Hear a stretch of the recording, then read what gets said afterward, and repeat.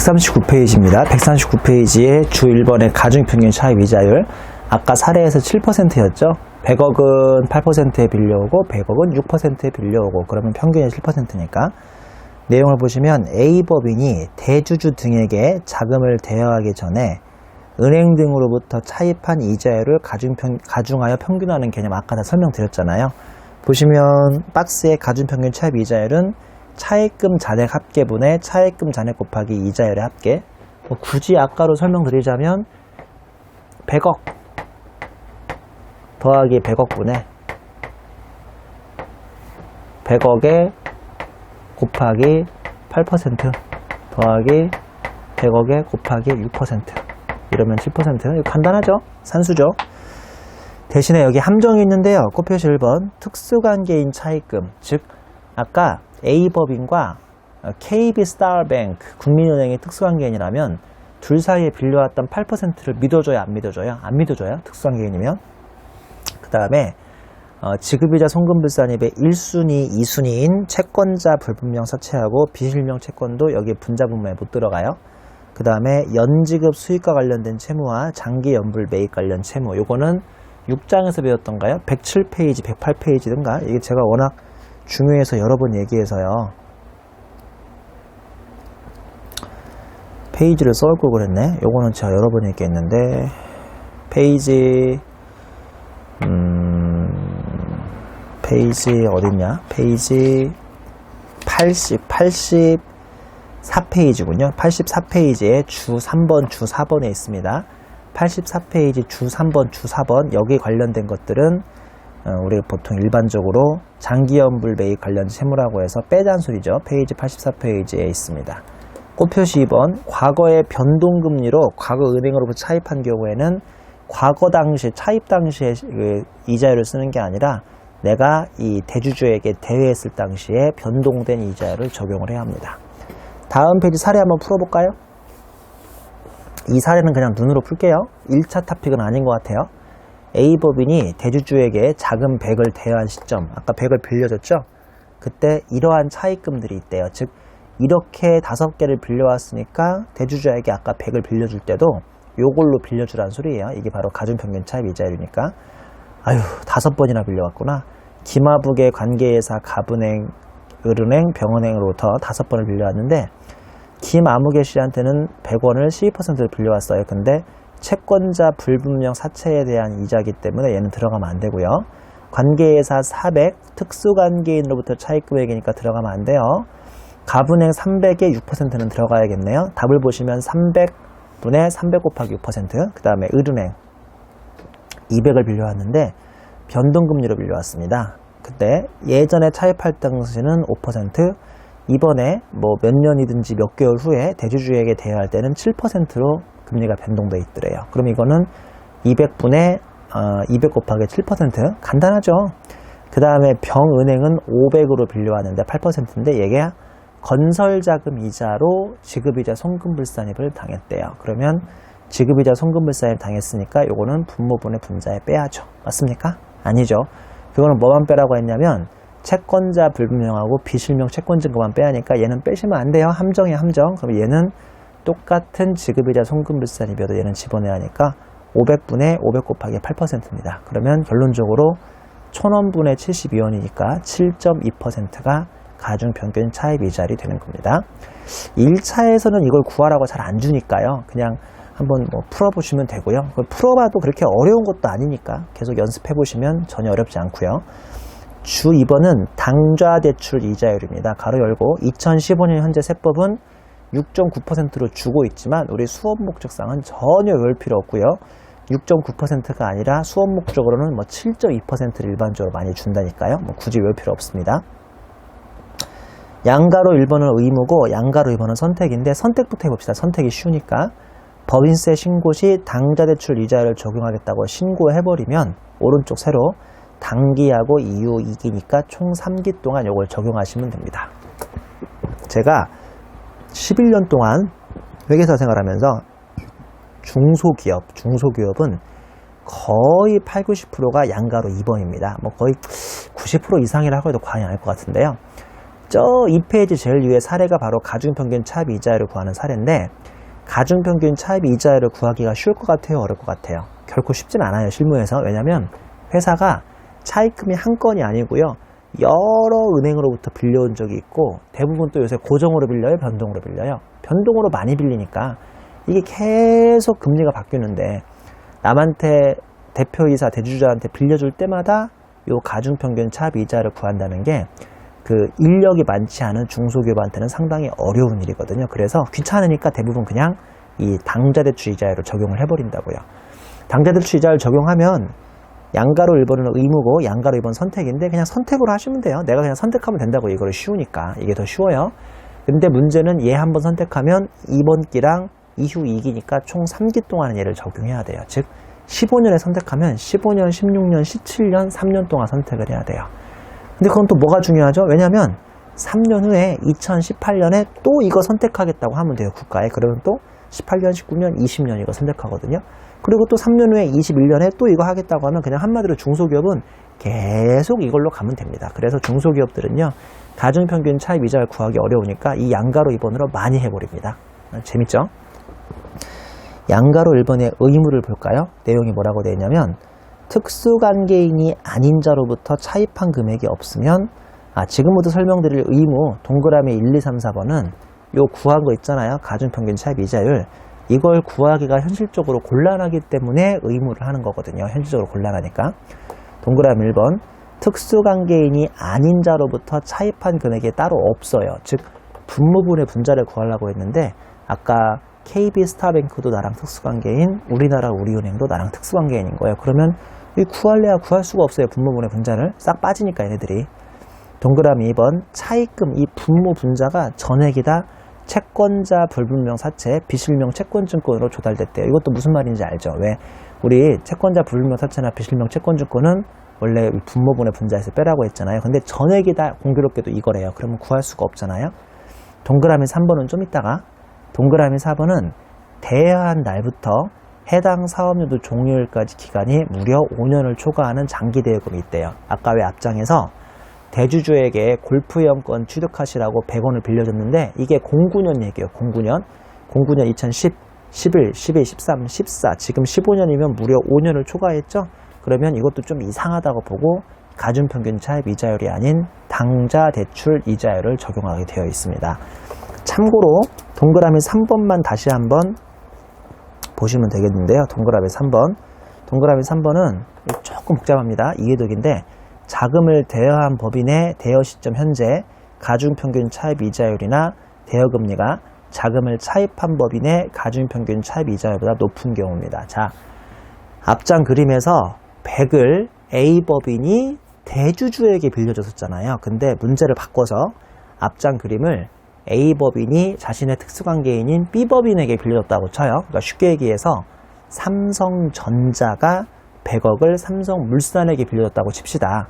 그게 동그라미 3번인데요.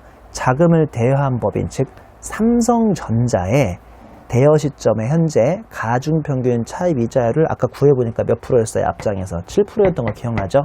100억은 8%, 100억은 6%여서 가중평균 삼성전자의 가중평균 이자율이 7%인 걸 겨우겨우 구해놨는데, 이 대여 시점에 현재 가중평균 차입 이자율이나 대여금리가 자금을 차입한 법인 삼성전자가 삼성물산에게 빌려준 걸로 가정했잖아요. 아까 이번에는 자금을 차입한 법인의 가중평균 차입 이자율은 뭐 5%밖에 안 되는 거예요. 자, 그러면 삼성물산 입장에서 뭔가 문제가 있죠. 왜냐하면 삼성물산은 남한테 빌려오면 5%에 빌려올 수 있는데, 굳이 자신의 특수관계인인 삼성전자한테 몇 %에 빌려오는 거예요? 7%에 빌려오는 거죠? 이해되세요? 그러면 이것도 문제가 있다고 보고 이럴 때는 당좌대출 이자율을 쓰는 거예요. 자, 다시 한번 동그라미 3번을 설명드립니다. 얘는 뭐냐면, 원래는 가중평균 차입 이자를 쓰면 되는데, 이 동그라미 3번은 뭔가 문제가 있다고 가정해서 별 수 없이 세법이 정한 당좌대출 이자율을 그냥 획일적으로 적용하는 건데요. 읽어볼게요.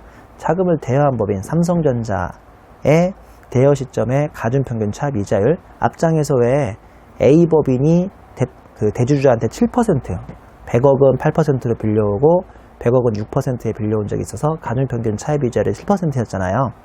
이 대여 시점 현재 가중평균 차입 이자율이나 대여금리가 자금을 차입한 법인도 나름대로 가중평균 차입 이자를 구해보니까 5%랍니다. 그러면 S전자가 삼성전자가 삼성물산에 7%에 빌려준 게 문제가 생겨요. 왜냐하면 삼성물산은 5%니까 남한테 빌려오면 몇 %에 빌려올 수 있다? 은행에 가서 5%에 빌려줄 수 있는데 자기 특수관계나 돼서 굳이 7%의 높은 이자율로 빌려왔으니까 이것도 문제가 생긴다니까요. 그래서 이럴 경우는 당좌대출 이자율을 적용을 하는 겁니다. 이해하셨죠? 이 주 2번에 있는 의무 4가지와 선택 1가지는 1차 수업 목적으로 이 정도 알면 거의 고수입니다. 고수. 1차 시험에서는 여기까지 많이 안 물어보니까. 그렇다고 내가 몇 번 설명하지만 어려운 것도 아니니까 참고하고 정리는 잘 하시기 바랍니다. 마지막으로 주 3번의 장기 미회수 이자 등인데요. 자, 요거 앞장에 틀 10번 공식을 써놓고 다시 한번 설명을 드리겠습니다. 잘 보세요.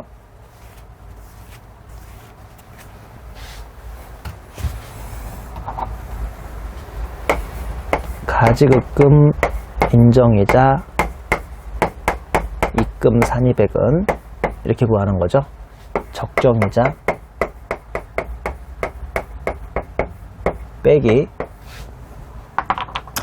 회사 장부상 이자 계상액이죠.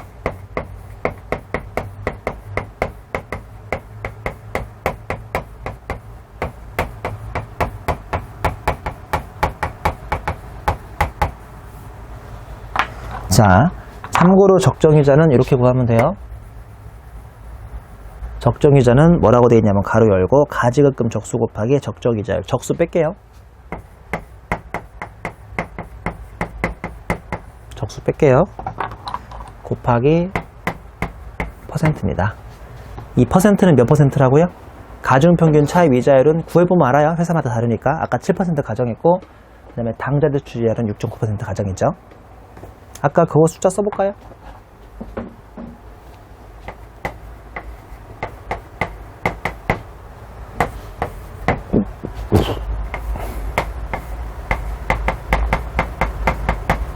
기억하죠? 페이지 139페이지 제일 위에 그림. 자, 근데 이거 중요한데요.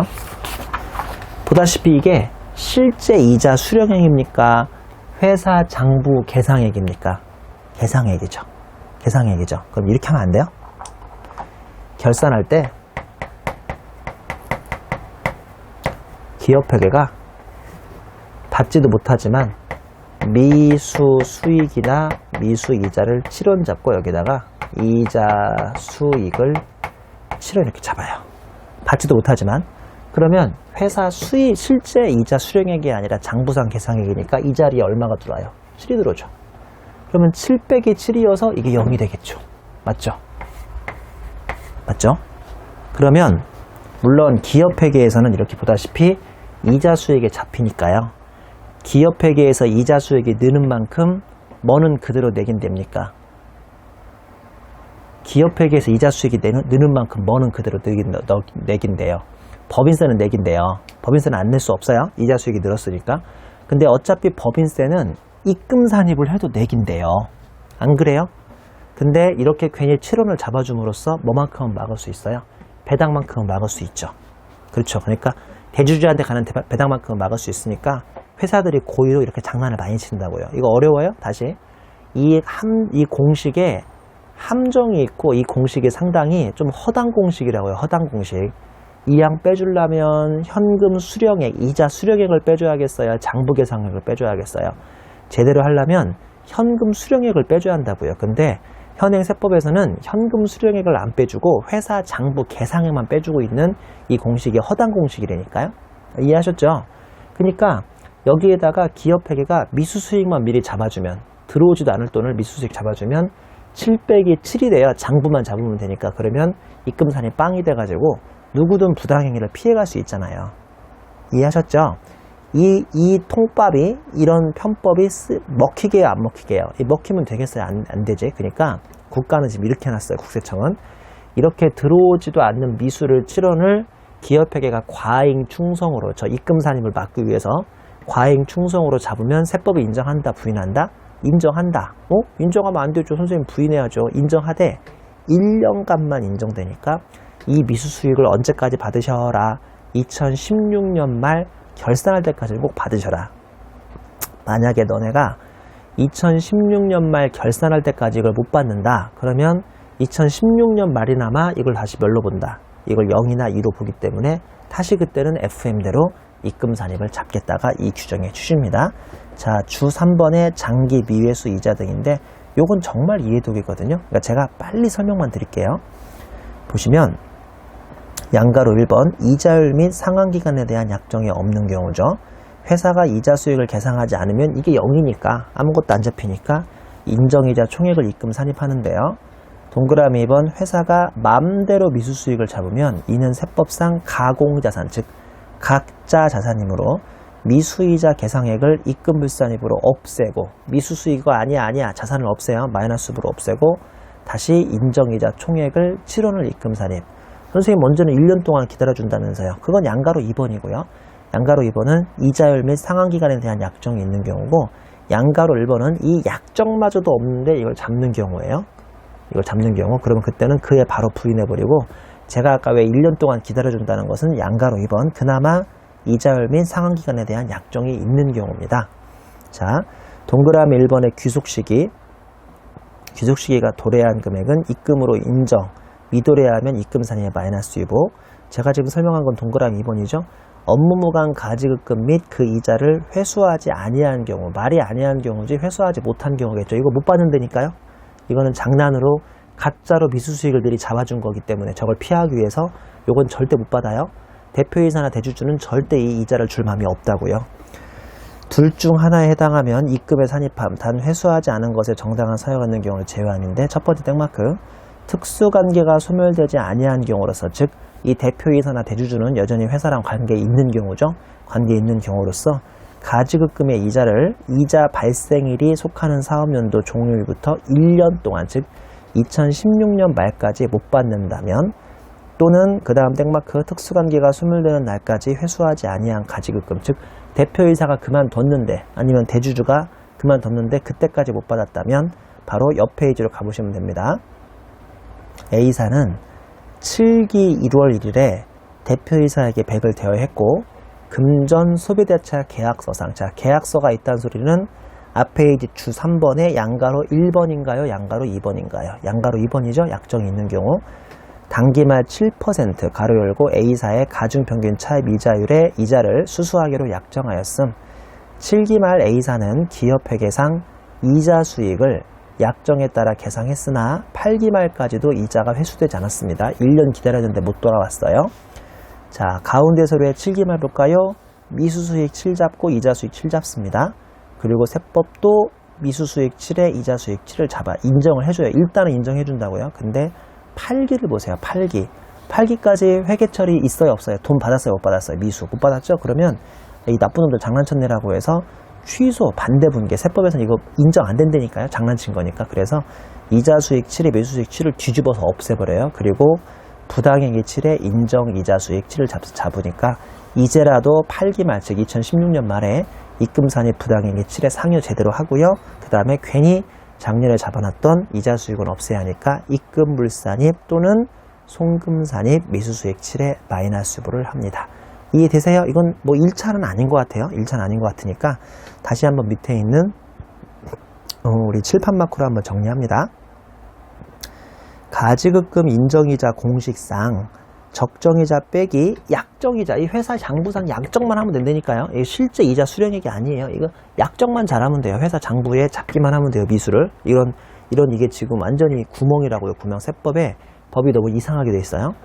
약정이자 차이만을 부당행위로 보므로 실무에서는 대표이사에게 자금을 대여해주고 회수도 못할 이자를 계약서상 약정만 해놓으면 그해 7기에는 부당행위를 7 빼기 7로 이걸 미수수익만 잡아버리면 돈 못 들어와도 안 들어와도 회피할 수 있는 문제점이 있음. 즉 계약서상 약정만 해놓으면 가지급금 인정이자를 회피할 수 있다는 제도의 허점을 악용할까봐 가짜 약정이자가 1년 동안 회수되지 않으면 다음에 8기 2016년 말에 뒤늦게나마 그 약정이자 미수수익을 부인하고 다시 인정이자를 7 빼기 0으로 7을 다시 잡겠다는 취지로 이런 걸 만들어 놨습니다. 근데 아무튼 1차에서는 이렇게까지는 안 나올 테니까 한번 참고하시고요. 우리 문제를 한번 풀어보겠습니다. 문제는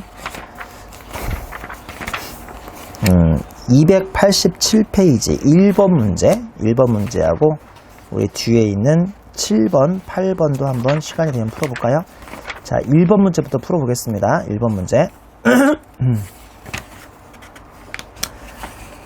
다음 중 법인세법상 부당행위 계산 부인에 관한 설명이다. 옳은 것을 물어봤네요. 옳은 것. 1번 내국법인이 주주가 아닌 임원 또는 사용인에게 사택을 무상으로 제공한 경우 부당행위 적용된다. 말도 안 되는 소리죠? 이거는 출자임원이나 해당이 되고요.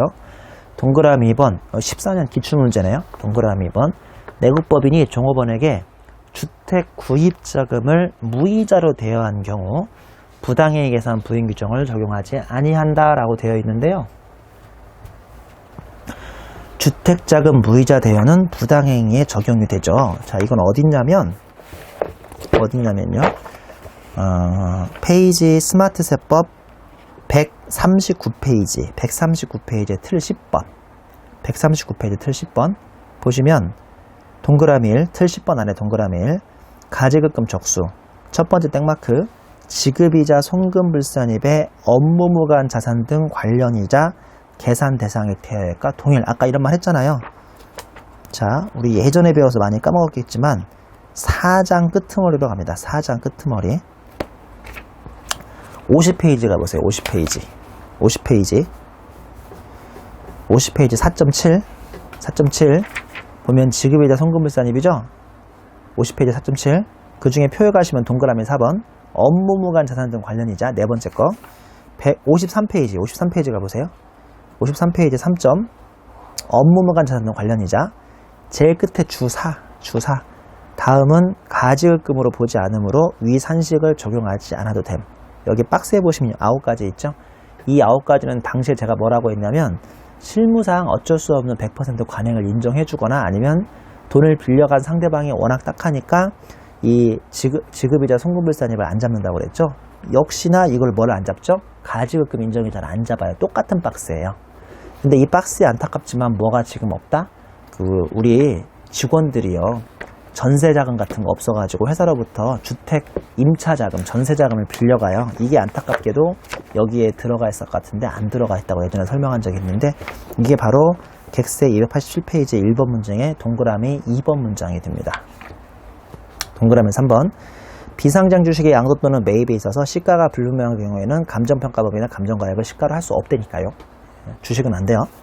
4번 잘 보세요. 이 문장 제가 참 여러 번 나왔다고 그랬는데 특수 관계인으로부터 용역을 시가보다 높은 요율, 고수죠. 높은 요율로 제공받은 경우 시가와 거래가액의 차액이 3억 원 이상이거나 시가의 5%에 상당하는 금액 이상인 경우에 하나여 부당행위 부인 규정을 적용한다. 그쵸?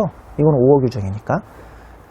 이 문장은 좀 쉽다. 이 1번 문제는 좀 쉽죠? 이 최근의 기출문제인데 비교적 쉬운 문제예요.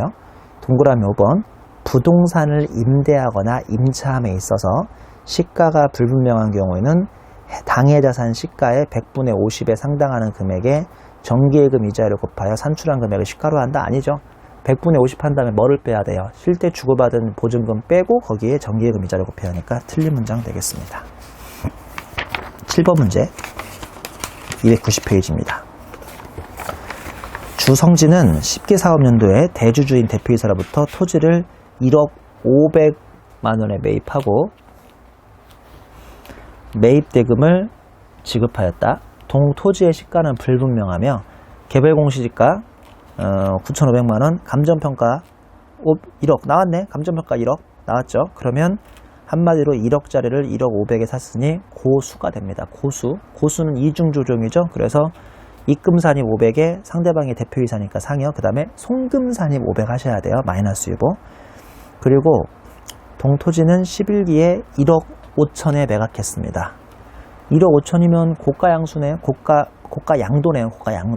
고가양도니까 부당행위 안 걸리니까 그러면 11기에는 아까 송금산입 마이너스 유보한 거에 대한 반대 조정만 한번 해주면 되겠네요. 간단하죠? 자, 우리 6번 문제 한번 풀어볼까요? 6번 문제. 내국법인 주 A는 10기에 소액주주가 아닌 출자임원에 대해서 다음과 같이 사택을 제공하고 있다. A의 사택 제공과 관련된 입금 산입에 상정할 금액은 얼마인가를 물어본 문제입니다. 사택 1번 임대보증금 1억이죠. 1억에 50%까지는 받았어야 돼요. 실제로 얼마 받았어요? 아, 죄송합니다. 엄한 소리네. 3억이네요. 3억 시가가. 3억에 50% 1억 5천 받았어야 하는데 1억밖에 안 받았네요. 5천만 원 덜 받았고요. 곱하기 몇 %랍니까? 5%요. 즉 250 받아야 하는데 월 임대료가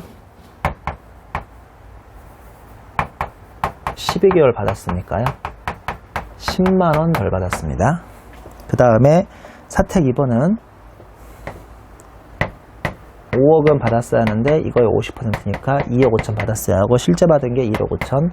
1억 덜 받았죠? 1억에 5%니까 500을 받았어야 돼요. 500. 근데 거래가는 30만원씩 12개월이니까 140만원. 두 개 더하면 150만원. 150이 있어요? 있네. 2번. 이렇게 하면 틀려요. 왜 틀리냐? 얘는 한마디로 얼마 받았어야 하는 거예요. 250. 얘는 얼마 받았어야 하는 거예요. 500. 실제로 얼마 받았어요? 240. 얘는요. 360. 자, 얘 250 받아야 하는데 10만원 덜 받았죠. 그러면 4% 틀어졌죠? 이건 5%에 미달하니까 부당행위가 아니에요. 얘는. 맞죠? 얘만 부당행위예요. 왜냐면 500 받았어야 하는데 실제로 140을 미달했죠? 이게 28%가 틀어진 거거든요. 이거는 5%를 넘어요. 그래서 얘만 부당행위에 걸려서 정답은 1번인 거죠. 간단들 하죠? 우리 부당행위 그렇게 어렵지 않으니까 간단하게 한번 풀어보세요. 여러분 부당행위 어려워하지 마세요. 부당행위가 조금 어렵다고 할 만한 건 뭐냐면 아까 말씀드렸던 가지급금 인정이자가 조금 복잡하게 나올 수 있다는 건데 그거는 주로 2차 토픽이고요. 자, 마지막으로 142페이지 12.5에 불공정 자본거래입니다. 학생들이 이걸 조금 어려워하죠. 근데 이건 제가 인정. 이건 어려울 수도 있어요. 이건 어려울 수도 있는데 1차 토픽에서는 수험생 100명 중에 이 불공정 자본거래까지 공부하고 문제를 풀으려고 노력하는 사람은 한 절반이 좀 될까 말까 할 것 같아요. 그러니까 100명이 시험 보면 이 불공정 자본거래 문제가 나오면 1차에서 풀려고 손대는 친구들이 한 50명, 절반은 아예 손은 안 대고요. 근데 그 50명은 다 맞느냐? 50명에 한 30-40% 맞히겠지. 그러면 결론적으로 50명에 30-40%는 15명에서 20명이거든요. 그러니까 100명이 시험 보면 그 중에 한 15명, 20명 정도나 맞출 수 있는 토픽이어서 그렇게 만만한 토픽은 아니에요. 그리고 이게 좀 문제가 뭐냐면 시간이 오래 걸립니다. 문제 하나 푸는데. 그래서 많이들 시험 보기 전에는 포기하거든요. 근데 제가 뭐 나름대로 강사가 포기하세요 그럴 수는 없는 거 아닙니까? 그러니까 제가 지금부터 최대한 쉽게 노력해서 문제는 풀어드릴 테니까 여러분들이 이 문제를 풀지 말지는 각각의 선택하시면 돼요. 근데 1회독일 때는 웬만하면 다 한번 봐야 돼요. 다 한번 보고 이제 2회독, 3회독 할 때 이렇게 범위를 좁혀나가는 거니까 가급적이면 다 한번 보긴 보셔야 돼요. 자, 제가 불공정 자본거래가 뭔지 소개해드리겠습니다. 일단은 여러분이 1회독일 때는 저희 부담 갖지 마시고요. 옆 페이지 143페이지에 불공정 자본거래가 크게 3가지 유형이 있다는 것만 잘 기억하고 넘어가도 큰 문제 없는데요.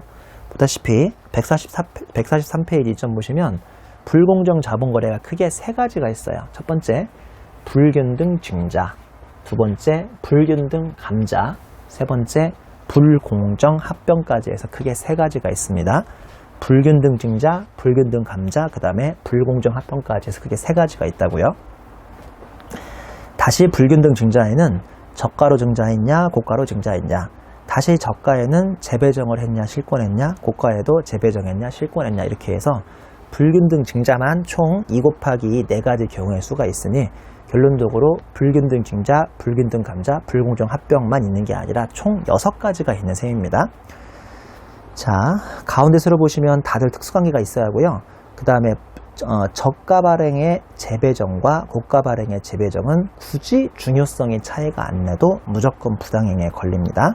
참고로 주로 내려오시면 페이지 143페이지 주죠. 얘는 자본거래 자체가 워낙 사이즈가 크고 규모가 크게 장난을 치기 때문에 특수관계인끼리. 얘는 3억 5%가 아니라 3억 30%의 차이를 의미한다. 가로 열고. 그래서 얘가 일반적인 부당행위의 중요성처럼 5%는 아니다 라고 제가 미리 알려드리고 있죠. 얘는 좀 사이즈가 큽니다. 일반적인 것처럼 3억 30%, 그러니까 3억 5%가 아니라 3억 30%예요. 자, 그리고 그 밑에 칠판 마크를 보시면 불공정 자본거래도 부당행위 계산 분인의 일종이므로 기본적으로 특수관계 및 현저한 차이 요건을 만족해야 하나. 아까 기억 다 배웠잖아요. 부당행위에서 특수관계인 그 다음에 3억 또는 5%의 현저한 차익. 근데 얘는 직접적인 행위인 재배정. 저기 표에 각각 동그라미 1번, 1번. 재배정 시에는 현저한 차이 요건이 안 나더라도, 즉 중요성 차이가 관계없이 무조건 부당행위에 걸리더라. 왜냐면 재배정을 했으니까. 재배정. 자, 무슨 말인지 이해 안 되실 테니까 앞 페이지에 있는 1점의 취지를 설명을 드리겠습니다. 여러분, 취지는요 절대 이거 시험에 안 나오거든요. 이 표는 다른 책에 없어요. 저희가 그냥 학생들에게 이해시키려고 만든 표고요. 이거 절대 시험에 안 나와요. 이런 표는. 자, 무슨 말씀이냐. A사를 볼까요? A사가 지금 삼성전자라고 생각하면 되는데 여기에 지금 100주가 있어요. 이 회사가 100주가 있고 한 주당 200원씩이어서 이 회사의 전체 총 가치는 2만원짜리 회사입니다. 보니까 주주가 2명이 있네요. 주주갑이 아버지고 주주을이 아들입니다. 주주갑 아버지는 50주를 가지고 있고 한 주당 아까 시가가 200원이었으니까 총 만원의 가치를 가지고 있고요. 주주을 아들도 50주씩 200원을 가지고 있어서 총 만원의 가치를 가지고 있어요. 자, 지금까지 문제 있나요? 전혀 문제 없죠? 한마디로 한 주당 200원씩 전체 2만원짜리 회사를 아버지가 만원어치 가지고 있고 아들이 만원어치 가지고 있어요. 근데 자, 제가 시나리오를 좀 짜볼게요. 지금 아버지가 오늘 내일 하고 계세요. 그래서 아버지의 많은 부를 아들에게 줘야겠어요. 왜냐면 이거 돌아가시고 줘버리면 엄청난 상속세가 나오고요. 살아있을 때 줘도 똑같이 엄청난 증여세가 나오니까 지금 편법으로 줘야겠다고요. 그러다 보니까 뭐를 하고 있어요? 불공정 자본거래를 하는 거예요. 불공정 자본거래란 증자를 불균등하게 하거나 감자를 불균등하게 하거나 합병을 불공정하게 하는 그 세 가지를 말하고요. 자, 동그라미 1번부터 볼까요? 종전, 증자전 A사 가치 주식 및 단가는 한마디로 2만원씩 해서 2만원씩이 아니죠. 200원씩 해서 100주 2만원입니다. 동그라미 2번 증자전 주주당 주식수 및 부는 50주 200원씩 만원, 50주 200원씩 만원이에요. 여러분 기억해보세요. 뒤에 거짓말처럼 금액이 바뀝니다. 동그라미 3번 짜고 치는 거예요. 증자를 하는데 만원을 합니다. 만원을 하고 뭐야 이거 주당 발행가가 100원씩이네요. 이거 이 회사 지금 한 주당 시가가 얼만데요? 200원이죠. 근데 왜 100원에 발행하지? 이걸 전형적으로 저가 발행이라고 합니다. 여러분 잘 들어보세요. 저기 나 삼성전자인데 우리 회사 주식이 지금 한 주에 얼마니? 200원이요. 내가 이번에 시가에서 발행을 할게. 그럼 당연히 얼마에 발행해야 돼요? 200원에 발행해야 하는데 100원이야 100원.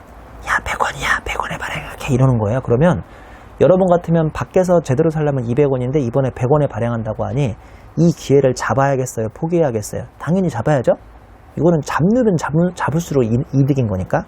근데 동그라미 4번 증자 참여 여부를 보니까 짜고 친 고스톱대로 아버지 쪽은 불참하고요. 아들 쪽만 참여합니다. 무슨 말씀인지 아시겠죠? 그리고 그래서 아들이 만원어치를 그대로 다 사업을 해요. 그 다음에 5번이 아주 중요한데 증자 후 A의 새로운 한 주당 가치 및 단가인데요. 2만원 더하기 만원을 증자시켰는데 100주 더하기 50주만 더 발행해야 하는데 저가로 무려 100주를 발행해줘 버렸다니까요. 그러면 증자 후에 한 주당 단가가 150원으로 떨어져 버립니다. 뭔 소리인지 모르겠어요? 한 주당 200원짜리를 새로 증자할 때도 200원에 들어오면 증자 전후가 똑같이 시가가 200원인데 한 주당 시가가 200원짜리를 이놈들이 100원에 싸게 들어와 버렸다니까. 물타기로 싸게 들어와 버렸어요. 그러니까 증자 후 가치가 올라갑니까? 내려갑니까? 내려가죠. 이거 산수다 산수. 세법은 방향성만 이해하면 되는 거 아니에요? 200원짜리를 200원에 들어오면 증자 전후도 200원인데 200원짜리를 100원에 들어와 버렸으니 증자 후에 한 주당 단가가 올라가겠냐고요? 내려가겠냐고요? 당연히 내려가겠지. 그래서 150원으로 내려갔다고요. 아니, 조금만 쉽게 생각해 보세요. 이 산수니까. 자, 그러면 증자 후 주주의 새로운 분은요. 뭐 아버지는 증자 전이든 증자 후든 50주만 가지고 있었잖아요. 50주에 뭐야 이거 새로운 단가인 150원 곱하니까 7,500원이네. 도대체 아버지한테 무슨 일이 있었지? 아무것도 안 했는데 만원의 가치가 7,500원 가치로 떨어졌으니까 마지막 줄을 보시면 증자 후 주주부의 증감이라고 해서 이 아버지는 2,500원 손해고요. 아들을 잘 보세요. 아들은 원래 있던 50주에 맞죠? 원래 있던 50주에 이번에 100주를 더 사가지고 총 150주가 됐고요. 한 주당 단가도 150원이 돼 있어서 결론적으로 22,500원의 부를 가지고 있는데 이거 마술이다, 마술. 왜냐하면 마지막 줄 보시면 자기가 원래 있던 만원에 새로 산 만원 더하면 2만원이 돼야 하는데 22,500원이니까 증자 후에 아들은 2,500원을 그냥 앉은 자리에서 번 거죠. 한마디로 제가 화살표를 해놓은 것처럼 이런 식으로 부의 이전이 있어 버리는 겁니다. 웃긴 놈들인 거죠. 밑에 5줄 읽어볼게요. 증자, 감자, 합병 등의 자본거래를 악용하여 부모가 지배하는 영리법인이 자녀가 지배하는 영리법인의 이익을 분유함으로써 증여세나 상속세를 회피하는 사례가 많았음. 이게 바로 이제 부당이익 계산 부인해서 불균등 자본거래를 규정해서 특수관계인 영리법인에게 이익을 분유하면 이익을 분유한 법인, 즉 부모 측 준 쪽입니다. 준 쪽에 부당이익 계산 부인 적용하고 이익을 분여받은, 이익받은 쪽에서는 영리법인에 대해서는 분여받은 이익에 대해서 입금 산입합니다. 즉 그림을 보시면 이익을 분여한 사이드가 있어요. 여기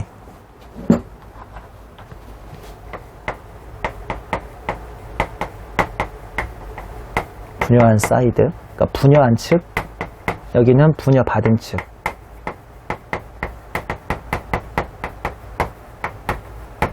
축이 아니라 측.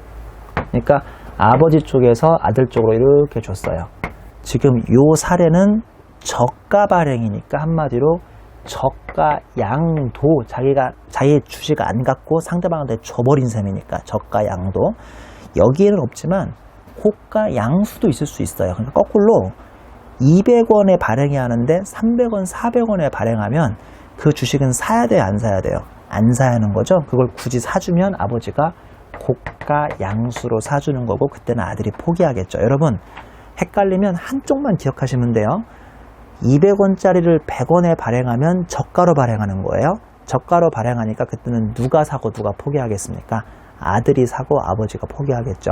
거꾸로 200원짜리를 300원이나 400원에 발행하는 것을 고가 발행이라고 하는데 저가 발행이 아니라 고가 발행은 당연히 누가 더 끼어들겠어요. 아버지가 막 사주는 거예요. 고가로. 아들은 포기하고 그럼 아버지가 고가로 사줬으니까 양수 끌어당긴 거고요.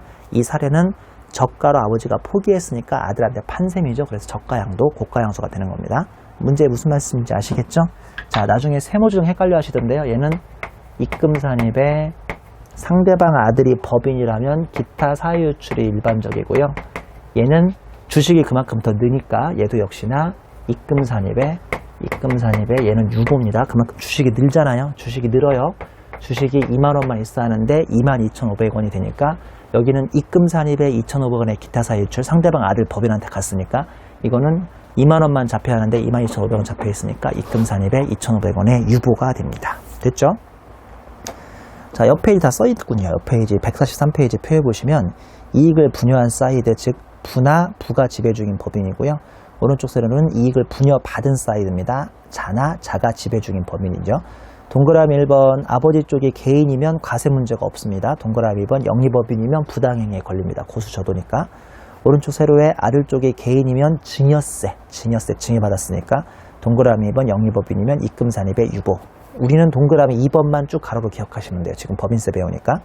곱표시 보시면 부축에서는 2,500원의 손해본 척이므로 2,500원을 다시 입금에 산입하시고 부당행위니까 고수저도니까 좌측에서는 원칙적으로 영리법인은 증여세와 무관하므로 세무조정으로 인위적이라도 입금으로 과세해야 한다라고 했고요.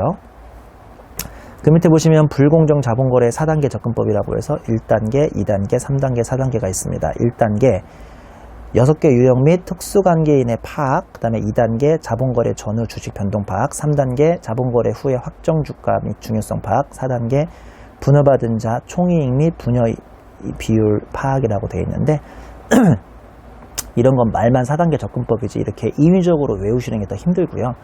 다음 페이지에 제가 사례로 한번 문제를 풀어볼게요. 사례. 여러분 이 사례는 한 5, 6분 정도 걸릴 것 같은데요. 뭐 머리 아프시면 포기하세요.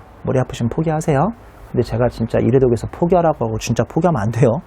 끝까지 한번 풀어보셔야 하니까. 자, 주식 1000주 일단 평가액은 200원을 보유 중이던 비상장주 A사는 단기 중 500주를 주당 80원에 추가로 증자했어요. 이 나쁜 놈들이죠. 200원짜리를 80원에 증자했으니까 고가입니까? 저가입니까? 저가죠? 저가는 누구한테 이익을 주는 거죠? 저가는 누구한테 이익을 주는 거예요? 포기한 사람이 더 받아간 사람한테 이익을 주는 거예요. 보나마나 포기한 쪽은 아버지일 것이고 더 받아간 쪽은 아들일 거라고요. 증자하였음, 증자 전 주주의 지분 비율대로 신주를 배정해야 하나 주주 A와 C가 신주를 포기했음. 보나마나 A나 C 중에 누가 있어요? 아버지가 있을 거라고요. 그 다음에 A와 B는 특수관계가 있으니까 문제 딱 각 나오네요. A가 아버지, B가 아들인 거예요. A와 B가 특수관계가 있으니까. C하고 D는 들러리.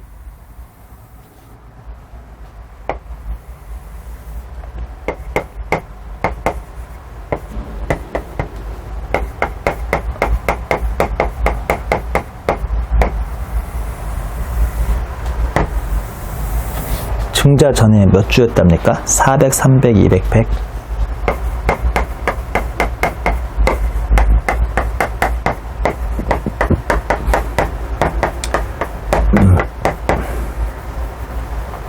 회사 전체 주식은 그래서 총 1000주. 그리고 한 주당 얼마였대요? 한 주당 200원이었죠? 그러니까 회사 전체의 부는 20만원짜리 회사.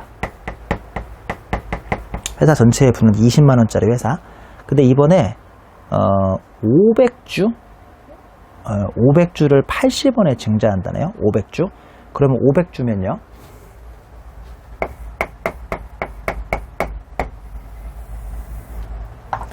500주면 절반씩이구나. 200주, 150주, 100주, 50주 이렇게 하면 되죠. 원래는. 그러면 500주잖아요. 근데 A와 C가 신주를 포기해도 웃긴 놈들이네. 이게 빵. 결론 이게 빵. 뭔가 이상한 거예요. 여기도 빵. 그러면 지금 300주를 포기했죠. 300주를 A와 C가 인수 포기했고 그러면 그대로 나머지 애들이 3대1로 가져가겠죠. 300주를. 3대1, 150대 50이니까. 그러면 이게 225주가 더 되나요? 얘는 75주가 더 되고.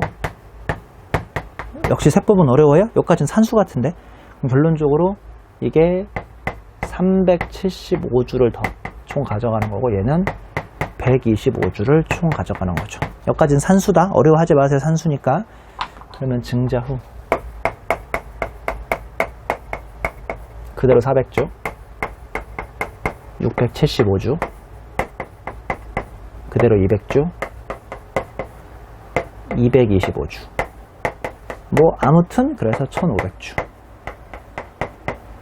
여기까지는 산수예요. 산수. 여기까지 그냥 문제 쓴 거라고요. 계산 시작한 거 아니에요. 문제 쓴 거예요. 그냥 잘 보세요. 얘네들이 500주를 얼마에 치고 들어옵니까? 헐값인 80원에 치고 들어오죠. 그래서 4만원만큼 증자를 플러스 시킵니다. 그러면 원래 있던 20만원 회사 부에 4만원이 치고 들어오니까 결론적으로 이 회사는 증자 후 얼마짜리 회사가 돼요? 총부 24만원짜리 회사가 되죠. 어려워요? 이게 한마디로 24만원짜리 회사가 된다고요. 총부가. 자, 이게 제일 중요합니다. 이게 제일 중요해요. 그럼 결론적으로 이 회사가 증자 후에 한 주의 시가는 200원짜리를 80원에 들어왔으니 증자 후 시가는 200원보다 커지겠어요? 떨어지겠어요? 이 산수잖아요. 커져요? 떨어져요? 떨어지죠? 얼마에 떨어져 있냐면 160원에 떨어져 있어요. 계산해보세요. 160원 나오나 봐요. 맞죠? 맞죠? 자, A와 B가 특수관계인입니다. 이 특수관계인, 얘네들이 문제의 주인공입니다. A와 B가 특수관계인이고 누가 누구에게 이익을 분여했다고요? 이 문제가 A가 B에게 이익을 분여했어요. 왜 그런지 모르겠어요? 왜 그러냐면 200원짜리를 80원에 저가로 발행했으니 누구든 덤벼들어야 하는데 포기한 사람이 A하고 C니까요. A하고 C가 범인입니다. 근데 A와 B가 특수관계인이 있으니까 결론적으로 누구가 누구한테 분여했습니까? A가 B에게 분여했습니다. 이거 화살표 잘 그릴 줄 아셔야 돼요. 문제 풀려면.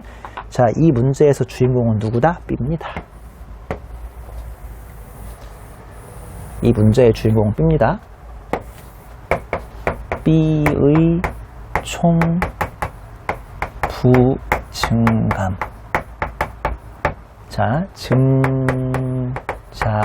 후 빼기 증자 전 플러스 증자입니다. 어려우세요? 아까 다 이해하더만. 페이지 142는 다 이해했잖아요. 자, 한번 불러봐요.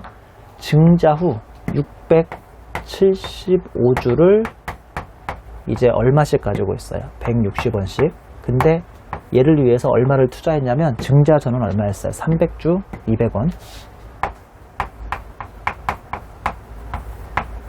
그리고 이번에 증자 몇 주 받았어요? 375주 얼마씩? 80원에.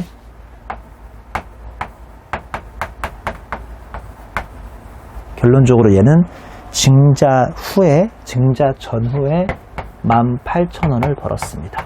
되게 신기하죠? 앉은 자리에서.